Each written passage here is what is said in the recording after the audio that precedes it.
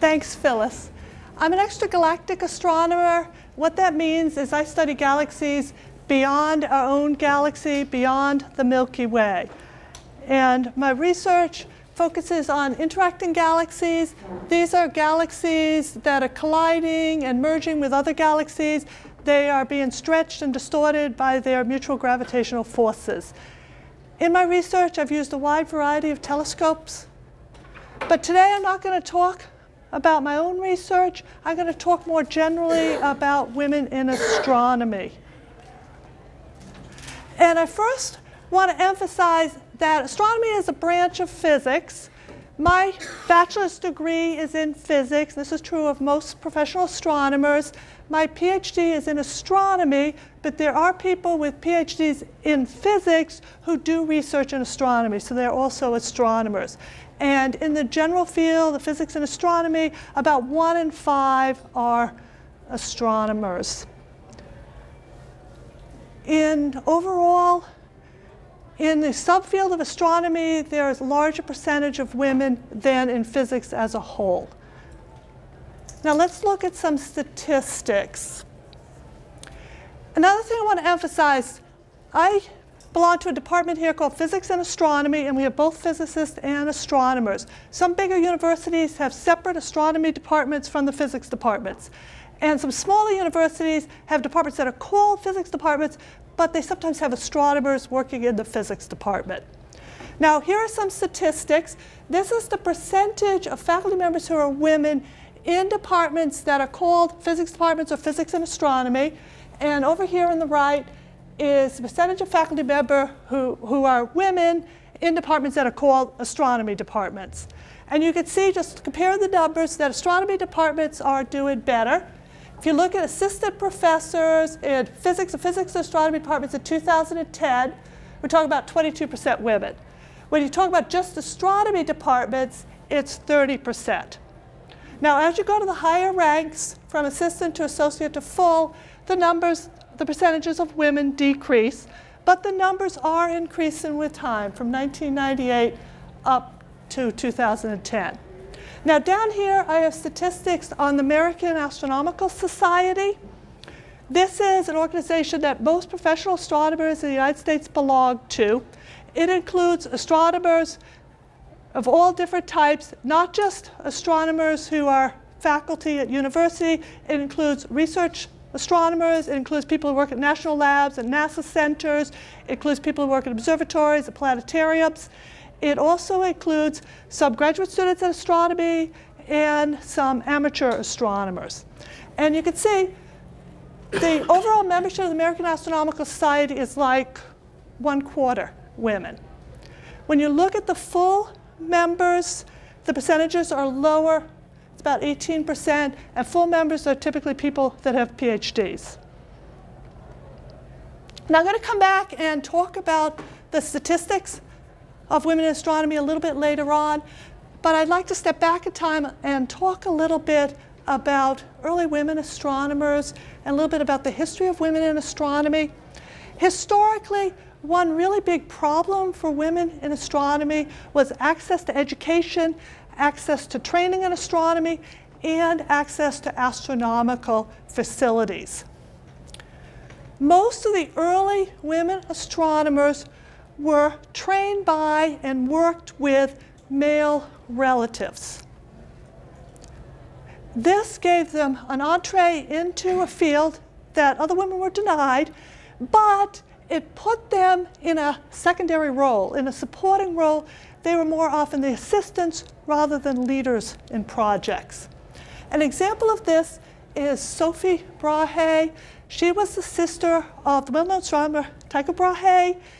He collected a huge data set of measurements of planetary positions in the sky.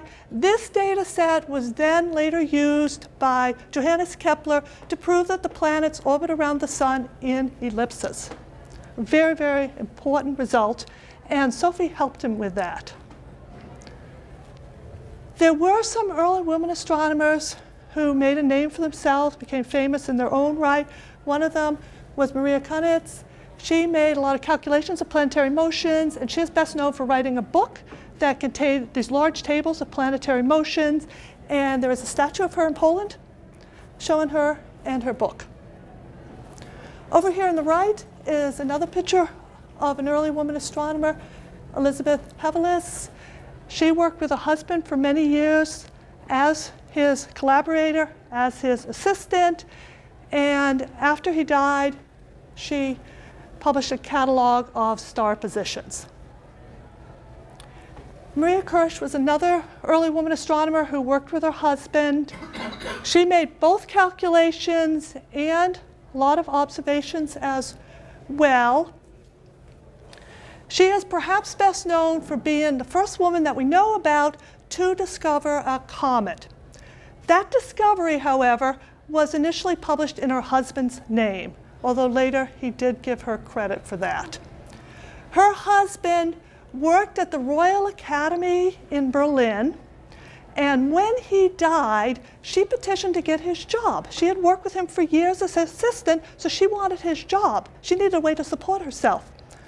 Well, they denied her the position, and they gave it to a man who was much less experienced than her. One of the problems was is that all these years that she had helped him, she had no formal status. She was just helping him informally. That guy that they hired didn't work out very well, and he didn't live very long. After he died, they gave the job to her son. She and her husband had 3 children, had a son and 2 daughters. They trained them all in astronomy. Later, her son was given the job, and Maria and her 2 daughters acted as the assistant to the son. So first, she was assistant to her husband, then she was assistant to the son. She was never the lead astronomer. And then when she died, her 2 daughters continued as assistants to the son. Nicole Lepant was the wife of the royal clockmaker of France, and she did a lot of astronomical calculations. And one of the calculations that she did in collaboration with others was to calculate the return of Halley's comet. And in this calculation, they included the perturbing effects of Jupiter and Saturn. And that was the first time that the gravitational effect of planets was included in calculating the orbit of a comet. And it's a very complicated calculation, and he did it all by hand. She also calculated eclipses. She created large tables of the time and place that eclipses are going to be occurring around Europe, and then the French government published those and distributed them so people would know when the eclipse was going to occur in their town.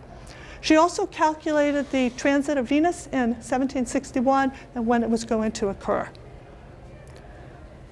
Now, as you probably realize, many of these women were very adept in mathematics. That was really important in astronomy as it is today, and even back in these days, it was very important. The most famous of the early female astronomers was Caroline Herschel. She was the sister to William Herschel, who was the royal astronomer of England. She worked as his assistant for many, many years. Together, they discovered a lot of nebulae, and star clusters, and double stars. And they showed that some of these double stars were actually binary stars, meaning the 2 stars are in orbit around each other and they're gravitationally bound together. This was the first evidence of the law of gravity operating outside of our own solar system. Caroline Herschel also, independently on her own, discovered 8 comets. William himself never discovered any comets at all, but she found 8 of them. She also produced a large catalog of stars and a large catalog of nebulae. She is sometimes called the first professional woman astronomer because she got a salary from the English government as an assistant to William. So she was independently paid for her work. She is also very famous for being very self-deprecating. She wrote, "I did nothing for my brother but what a well-trained puppy dog would have done. That is to say, I did what he commanded me. I was a mere tool which he had the trouble of sharpening." Now, by anyone's standards, Caroline Herschel was a pretty amazing astronomer, very, very accomplished. She was an excellent astronomer. Here she was just echoing the attitudes at the time of society that women should be in a secondary role. The first professional woman astronomer in the United States was Maria Mitchell. She grew up in Nantucket, Massachusetts, and she was trained in astronomy by her father. She and her father earned money by setting the clocks that were used in the whaling ships that sailed out of Nantucket. They used the stars to set the clocks. And this is really important for these ships because they used those clocks to navigate by the stars. Later on, she had a job working for the U.S. Nautical Office, calculating the positions of Venus that were used in the almanacs. Now, she taught herself the math that she would need to do this because her father didn't know. So again, she needed to know the math, but here she was in position she had to teach herself. She simply had no one that would teach her. Maria Mitchell is best known for discovering a comet. This comet is called Miss Mitchell's Comet, and it made her famous around the world. And when she was traveling around the world, went to Italy, when she went through Rome, because she was very well known, she was invited to come to the Vatican Observatory and visit it. And this was a really big deal at the time because women were not allowed in the Vatican Observatory. But she was allowed into the observatory because she was so well known. She wasn't allowed to use the telescope, but she was allowed in the building. Later on, she became an astronomy professor at Vassar College, which was one of the first women's colleges in the country. And she helped to train the next generation of female astronomers. She lived at a time where science was becoming more professionalized. This was both good and bad for women in astronomy. It was good in the sense that there were more opportunities for women to do astronomy, even for women who don't happen to have relatives who are male astronomers. But there are a lot of inequities as far as salary and status. Maria Mitchell, for example, was paid much less than the other faculty at Vassar, initially all male, and she wasn't given an apartment to live in, unlike the other faculty. All she was given was a cot at the observatory. She wasn't given a room of her own. Perhaps the most famous of the underpaid female astronomers were the so-called computers at Harvard Observatory. Around the turn of the century, late 1800s, early 1900s, dozens of women worked at Harvard as so-called computers. They were hired by Edward Pickering, who is in the back over there. He was the observatory director. He realized that it was a lot cheaper to hire women than men for the same work. These women were paid less than the clerical workers at Harvard. They were paid like 25 to 50 cents an hour, so about the rate of a factory worker at the time. And they did a large range of different tasks. They measured photographic plates, they classified stellar spectra, and they did a lot of calculations as well. The first one hired was Wilhelmina Fleming, who's the one standing in the back here. She had initially been hired as a maid, and they realized actually she could do this work as well as the men. She went on to develop a stellar classification scheme. I've got some examples of some stellar spectra over here. When you look at the spectra of stars, you see across the spectra these dark lines. Those are absorption lines that are produced by atoms in the upper layers of the star. And they're made by different chemical elements. You can identify which elements are present by looking at the lines. Well, she classified the stars based on the strength of the hydrogen lines, which are very distinctive. She classified the stars with the strongest lines, the A stars, the next strongest the B stars, the next strongest the C stars, and so on down the sequence. And we still use some of these classifications today, the A stars and B stars. Antonia Moray was a former student of Maria Mitchell's, and she came to work at Harvard. And she also classified stellar spectra, but she did it in a different way. What she did was look at the widths of the lines, so how broad they were in wavelength. Her techniques in classifying stars was later used to distinguish giant stars from small stars. You can get the physical size of a star by looking at the widths of the lines. Annie Jump Cannon is perhaps the most famous of the stellar classifiers. In her lifetime, she classified about 250,000 stellar spectra.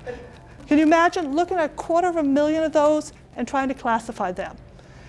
And when she classified them, she didn't just look at the hydrogen lines, she looked at all the rest of the lines as well. You can see there's a wide variety of lines here. And she ordered them according to the relative strengths of the other lines. So she changed the sequence from being A, B, C. She changed them, so we start with the O, then you go to the B, and so forth down this line over there on the right. We know now that that sequence is a sequence in the temperature of stars, and we still use that sequence today in astronomy. The Harvard computers didn't just look at stellar spectra, they also measured the brightnesses of stars. One thing they looked for is stars that varied with time. And Wilhelmina Fleming, for example, found a couple hundred variable stars. Perhaps the best known of the people that worked on the variable stars back in these days was Henrietta Leavitt. She looked at a particular class of variable stars known as the Cepheid variable stars. And she found something really important. She found that the period of variability of these stars was correlated with the intrinsic luminosity of the stars. What that means is that you can compare that intrinsic luminosity with the observed brightness and get an estimate to the distance of the stars. This means that you can get the distance not just to that variable stars, but to any group of the stars that that happens to be associated with. This technique was later used by Edward Hubble to prove that the so-called spiral nebulae were really far away, and in fact that they were outside of the Milky Way galaxy. And he proved that they were galaxies like the Milky Way. This was the first evidence that there were other galaxies besides our own. So this was the beginning of extragalactic astronomy. Edward Hubble later in his life said that Henrietta Leavitt should have won the Nobel Prize for this discovery of the period luminosity relation. A later rival at Harvard was Cecilia Payne-Gaposchkin. She overlooked in time with some of these other women. There's a beautiful picture here showing a whole group of the women together. Unlike these earlier women, she did stay on and get a PhD. And very unusual at her time, she was trained in atomic physics. And she used her knowledge of atomic physics and she applied it to the stellar spectra. With her calculations, she was able to not just calculate the temperatures of the stars, but also the compositions of the stars. She was able to determine the relative abundances of the different chemical elements. And when she did, to her big surprise, she found that stars are almost all hydrogen. Almost all hydrogen, some helium, but just a little tiny bit of the other chemical elements. This was a really big surprise because at the time, people thought that the sun was made out of the same stuff as the Earth. They had no idea what the sun was made out of, but when you look at the spectrum of the sun, you see these other absorption lines. Our sun has a temperature of about 6,000 degrees Kelvin, and a star at that temperature, you see iron lines, you see magnesium, you see oxygen, you see lots of other stuff. So people thought, well, the sun's probably similar to the Earth. But in fact, her calculation showed, even though those lines show up strongly, the sun is actually almost all hydrogen. So this is a really, really important result, and it was really radical. And at first, it wasn't accepted. When she was finishing her PhD, she sent a copy of her paper to Henry Norris Russell, who was a well-known astronomer at the time. And he wrote back and he said, "It is clearly impossible that hydrogen should be 1,000,000 times more abundant than the metals." He simply didn't believe it. Now, she was a graduate student. He was a well-known astronomer. And so in her thesis, she backtracked on her conclusion.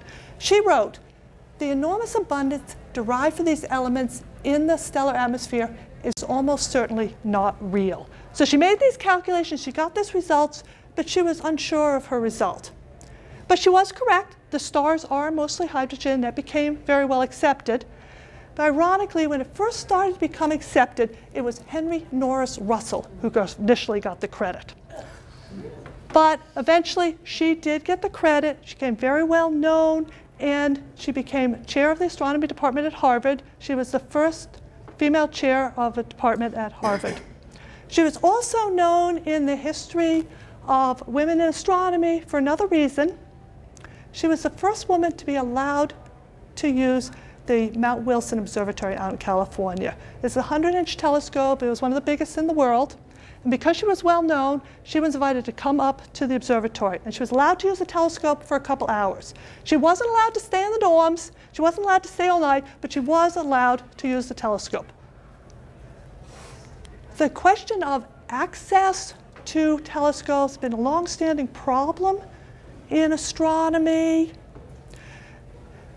In the early 1900s, the biggest telescope in the world was a 200-inch telescope at Mount Palomar in California, and that was completely off limits to women. The first woman to use that telescope was Margaret Burbage, and she did it secretly. It turned out that her husband was an astronomer, and he applied to get telescope time. He got the telescope time, and then he snuck her into the building so she could use the telescope. So she used it informally. The first woman to officially, legally use the telescope was Vera Rubin, and this was in 1965. And when she applied for the time, the top of the application form said, due to limited facilities, it is not possible to accept applications from women. But the observatory director encouraged her to apply. She applied, and she was allowed to use the telescope, and she was even allowed to stay in the dorms. Both of these women went on to great things in astronomy. Margaret Burbage was part of a collaboration that showed that all of the chemical elements, except the three lightest, except hydrogen, helium, and lithium, were produced inside stars by nuclear reactions. It's a very, very important result in astronomy. Vera Rubin, in the 70s, made measurements of the rotational velocities of galaxies, and she found that they were a lot higher than expected. From the rotational velocity of a galaxy, you can infer the total mass of a galaxy using laws of gravity. And when she did this, she found masses that were much larger than expected based on the numbers of stars in the galaxy. That means that either our understanding of the laws of gravity is wrong, or there is a lot of matter unseen in these galaxies. This is the so-called dark matter in the universe. Vera Rubin has since won a lot of prizes for this discovery. However, one prize has still eluded her. She has not yet won the Nobel Prize. And both of these women are still alive? They're both still alive. Have you seen either one? Vera Rubin I've seen. Okay. Yep. Yeah, Margaret Burbage I haven't. Okay. Now, a little personal history. I was fortunate to be in graduate school in astronomy at a time where there was an increasing number of women in astronomy, and there was more awareness of the rights of women. When I was a graduate student at the University of Massachusetts, we had a really unusual situation in that among the graduate students, we had more than half women. And that really changed the climate of the department. It gave us critical mass, and I really think it made a big difference. Now, I'd like to go back and talk a little bit more about the statistics of women in astronomy.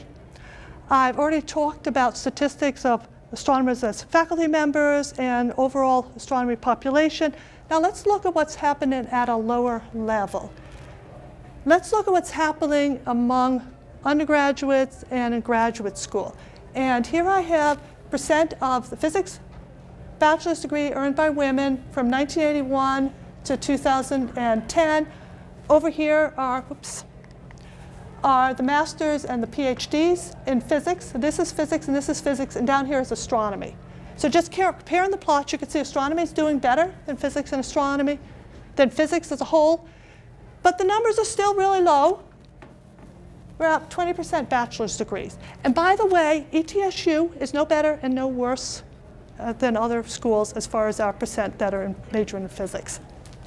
Now, another thing I want you to notice is that when you look at the PhDs in physics, and you see we're almost up to 20% there, and compare the number of bachelor's degrees, this tells us the numbers are pretty close.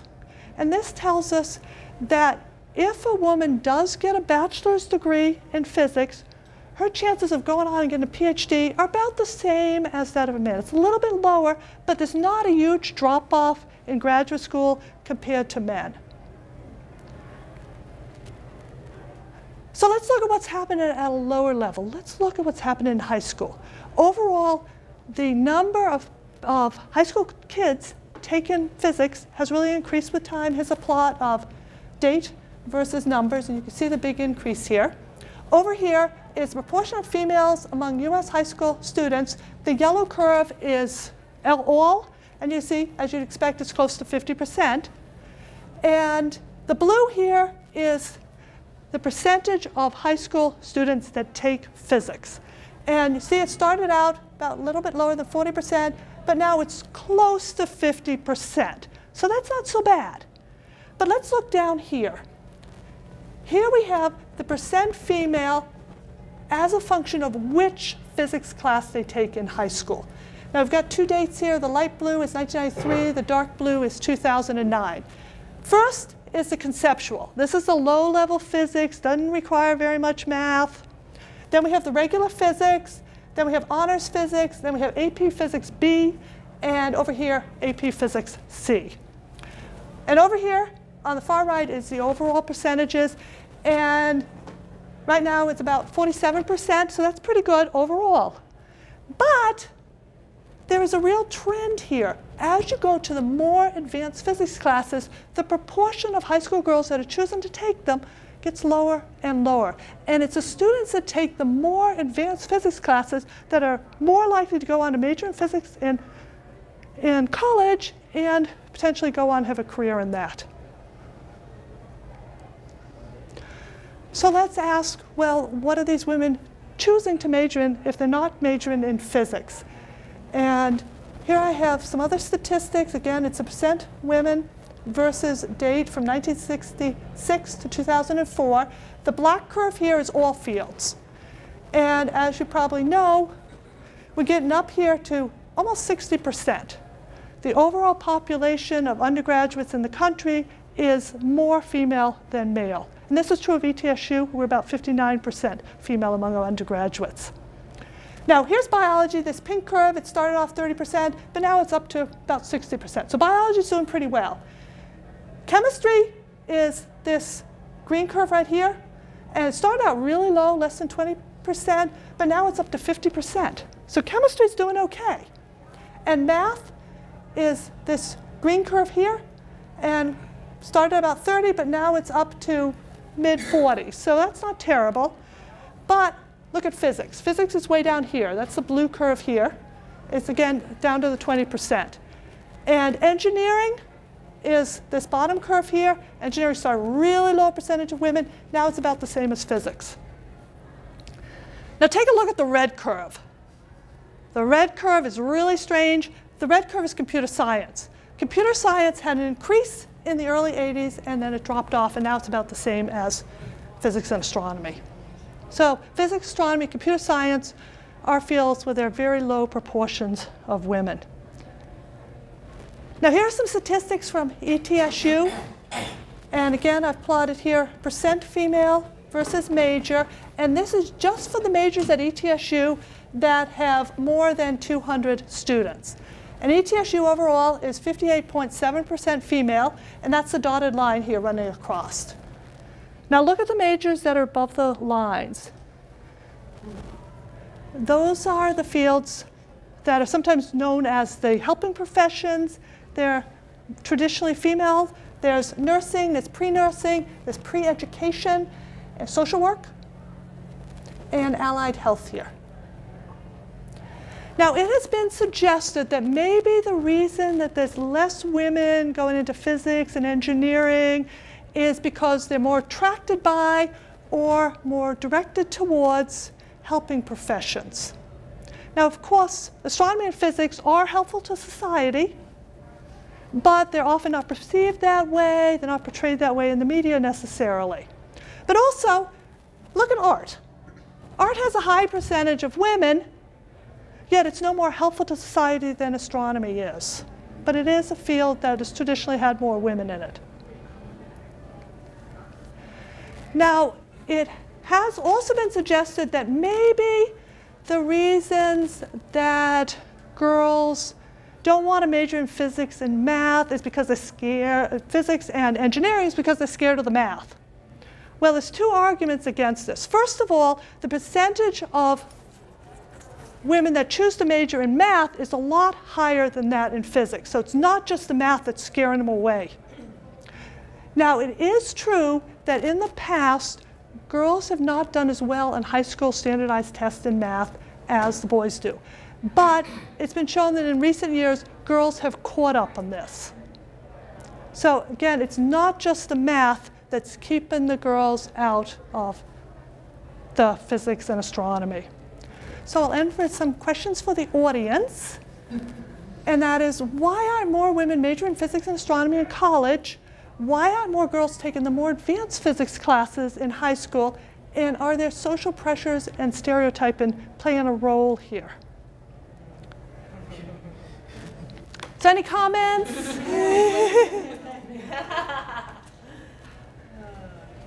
I have one comment. In terms of the number of female majors in physics here, that didn't change until you showed up. Prior to you showing up, there were no female majors in physics. Yeah. Literally zero. Yeah. And that had a lot to do with the person who was advising physics majors at the time, who will remain nameless. A very famous name who is no longer at ETSU. Think pre-med, and you'll know. Yeah, I know. I know what you're talking about. I know exactly who you're talking about. I have a lot of ideas on discussion questions, but I have one question going back a little bit. Okay. Of the women you were in graduate school with, how many of them actually have academic careers now? Okay, actually, let me point out a couple of people. Judy Young was a new faculty member at the time, and she's actually Vera Rube's daughter. Okay, so she's a faculty member, and my thesis advisor was a woman, it's Susan Kleinman. She's back here. And Karen Strom was actually a spouse. Her husband was the chair of the department.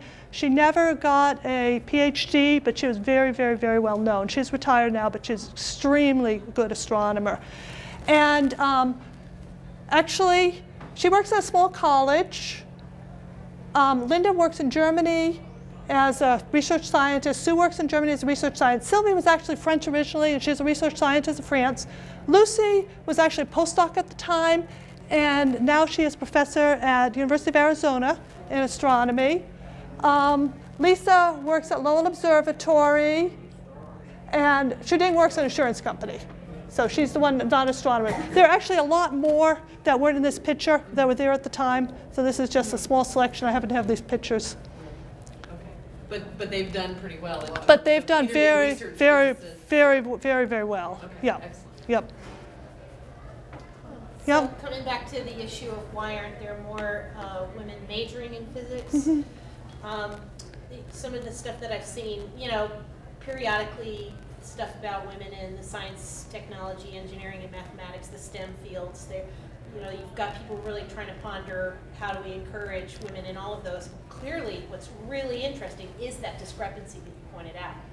That math is not an area that really is a problem, right? I mean, it's lower than you'd expect because it's here at ETSU, it's 44% women, and really we'd wanted 59%, because that's the overall abundance. Yeah. But the fact that it's better than physics. Right, and that technically you would say math involves more math than physics. Just to be sort of silly about it, you would think that, oh, well, you know, why isn't physics similar? And So some of the things that I've seen about that lately is it's the circular argument that, and Don, it just works beautifully with what you said, that the presence of women at the professional level representing the field, showing that women do this and are successful at it, is the strongest magnet of all. I firmly believe that. Yeah. And that actually having women who are in those professional positions for them to be guests at, say, science club meetings that are at high school levels for them, for the high school girls to see that there are women who are professionals in these fields is, again, a magnet to pull people in. So it's kind of that thing where it's like, to have girls doing that, you have to have women already in the pipeline.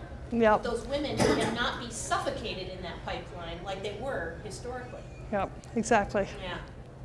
But the numbers are coming up, so you sort of hope that those keep on going. Right. We have to do more work on the kinds of things. Yeah. Definitely. And Yeah. I am all for it. We need to volunteer for it. Prior to you coming to work here, were there any women in physics and astronomy? No, no, That's what I was wondering. yeah. It's a little hard to give somebody perspective if you're not a woman. When you're advising, I'm sorry. Well, I've heard the same in computer science. I don't know if there, well, I think there are sort of like lecturers or instructors in Yeah, computer science who are women. But I know that computer science has attempted in the past to really put a push on, trying to attract women majors. But I have heard from students very recently that they were actively discouraged. Really? In the computer science department. Well, there's like 3 different tracks you can be on in computer science, and one student was told by an advisor, you can't do the hardest. Girls don't do that. Wow. Wow. That's And incredible. this is a girl who graduated like last year, so Is it's that not that long ago. A professional advisor? Yeah, well, Or somebody in the department. a faculty member, not Yeah. a professional advisor. It's someone in the department. I don't know any women. I've heard some people say that sometimes high school girls are afraid to do something that's not going to be really, really good at, and so they step back from the more difficult fields. Now, we don't have the statistics on it, but last year I taught an upper-level physics class that had 28 students in it. 6 were women, and the grades at the end were really spread out, all the way from D's to A's. Well, 4 of those women got A's. The women were generally really, really strong. And I wonder if it's a case that the weaker men still have enough confidence to keep going and get their way through the degree, and the women that are a little bit weaker are a little more timid, and so they give up. So I don't know if that's part of the psychology of it or not. And I wonder if we're still dealing with parents who have very gendered conceptions. I talk to parents all the time in recruiting, and it's really interesting to see what they say about their sons versus what they say about their daughters and what's appropriate. Here I have Walmart, boys' backyard, Star Wars, space, Mars. The girls' world, dolls. Yeah. They really segregate the toys. Yeah. And it's becoming more so. Yeah. As a marketing method, Yeah. making toys are getting more gendered. Yes. If you go to Walmart's webpage and you look on toys, they have boys, girls. You have to click the gender right away. You don't get to look at the toys and then decide for yourself. And look what they did with Legos. Legos was a gender-neutral toy. And then they created the Lego for Girls, where they were suggesting storylines so that they could sort of get invested in characters as opposed to building things. That's destructive. Yep. Yep. Because then it marks regular Legos as for boys. Yep. Well, the veil is always unmarked. Yeah. This is fun. So any questions, anything else? Any other comments? Any other ideas? It seems like, oh, sorry.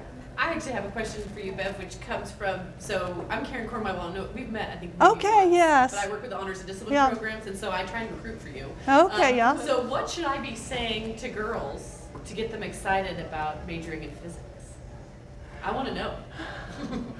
Yeah, basically the same thing you say to the boys, I think. I would really But want to say to boys about physics too, so maybe that's right. Well, one thing you can do, Bev is our web czar, and she's got a very nice alumni page set up. Excellent. And Okay. we have a lot of successful students, both male and female, that are on that page. Point to that. Point to that. Excellent. Yeah, because a lot of people that degrees in physics go on to do sort of related things, but not necessarily You physics. guys sent 5 to PhD programs in last May Yeah, too, which yep. is, I know about that. Yep, Well, yep. Is it the kind of major where someone can go into a job without getting an advanced degree? I mean, some of these really big degrees are, you know, there are lots more possibilities of going into the world with just a bachelor's degree. This is actually an issue for physics. Sometimes physics and engineering overlap a lot, and sometimes people with a bachelor's degree in physics can get engineering type of jobs, but it's sometimes harder to persuade the employer that they're qualified for it because there's small number statistics. But yes, they can do that. We have not focused enough on trying to get connections with industry and trying to find pipelines for our students that don't go on to the PhD program. That's something that we need to do more of. Any other questions?